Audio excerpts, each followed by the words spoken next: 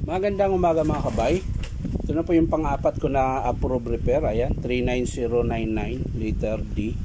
Ang papalitan mga kabay, dalawang brush holder. Ayan, isang 608, isang sleeve, tsaka carbon.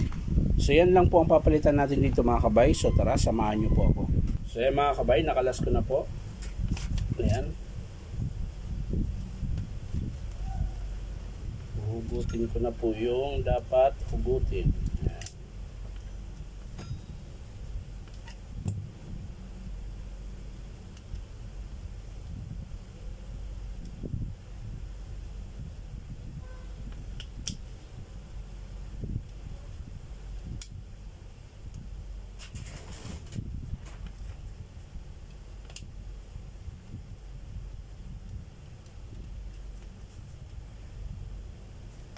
So ayan mga kabay, magkaiba po yung brush holder nya. Magkaiba yung kabilaan. Ayan.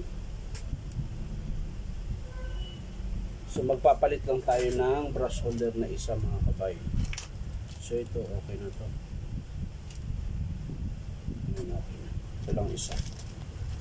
Saglit lang mga kabay mali yung brush holder binigay sa akin. So ayan mga kabay, habang inaantay natin yung brush holder, kakabit ko muna yung bearing.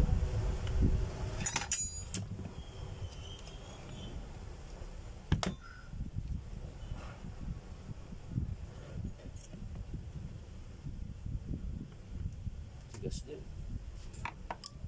Matigas din.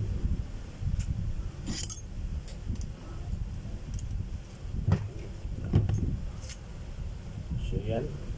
Yung bago mga kabay. So ito na yung brush holder na kabila mga kabay. Ayan.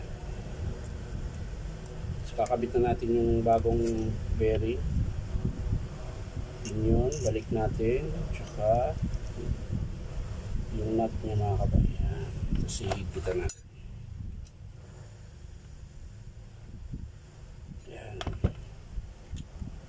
Yung sleeve mga kabay, papalit din tayo ng sleeve.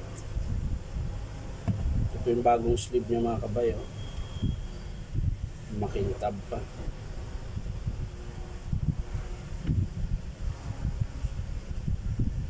So yan, okay na mga kabay. So ibabalik natin ito mga kabay, salpak natin siya ulit, tapos gear housing. Yan. Oops. Pita natin ulit.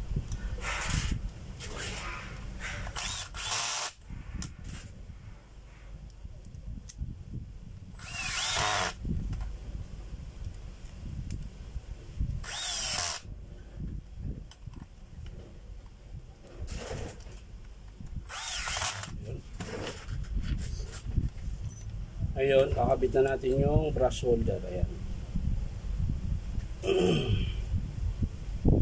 Na lang, kailangan natin ilipat yung spring dahil yung brush holder na pamalit mga kabay, wala pa siyang spring. So yung spring ng luma, yun pa rin gagamitin natin.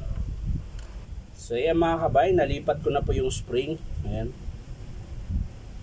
So ikakabit ko na to mga kabay. Lagay na rin natin yung carbon mga kabay para isahan na lang.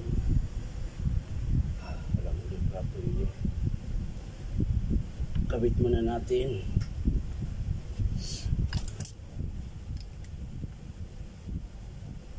Ayan. Pumasok. Pasok na. Ayan.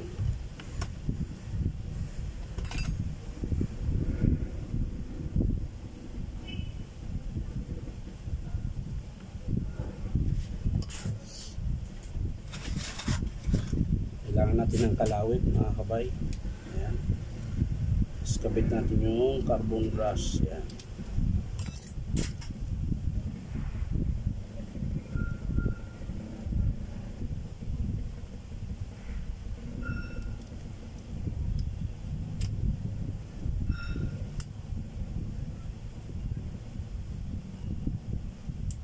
Ayan. Sa kabila din mga kabay. Ganun din. Ayan.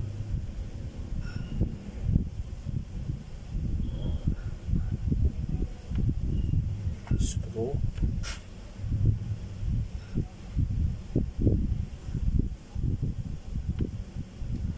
Tapos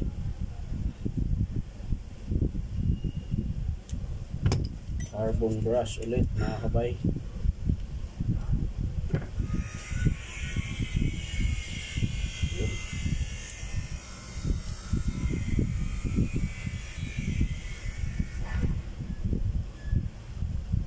So yan na mga kabay, tapos na po. Testing natin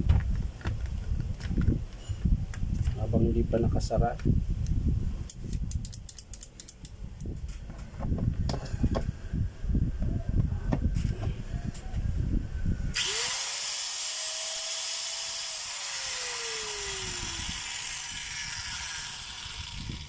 So yan mga kabay, okay na po.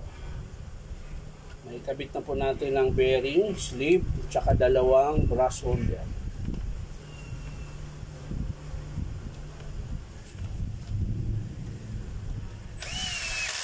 Ayan. Ulitin lang natin mga kabay.